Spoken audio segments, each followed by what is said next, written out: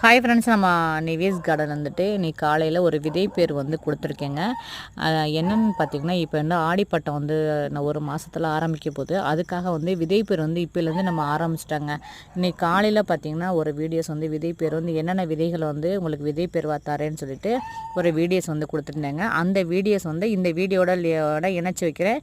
நீங்கள் வந்து அந்த வீடியோஸை பார்த்துட்டு உங்களுக்கு என்னென்ன விதைகள் வந்து தேவையோ எனக்கு வந்துட்டு அதில் வந்து அந்த வீடியோட டிஸ்கிரிப்ஷன் பாக்ஸில் வந்து என்னுடைய அட்ரஸை வந்து நான் எழுதியிருக்கேங்க.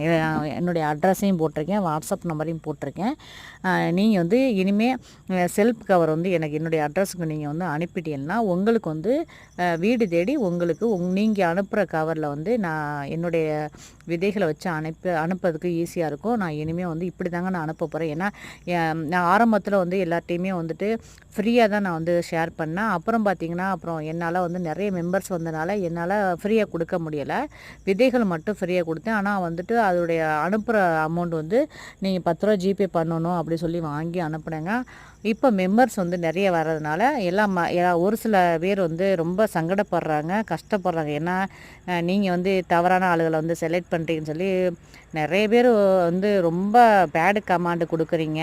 அவங்களுடைய நல்லதுக்காக தான் நான் இப்படி ஒரு முடிவு எடுத்திருக்கேங்க.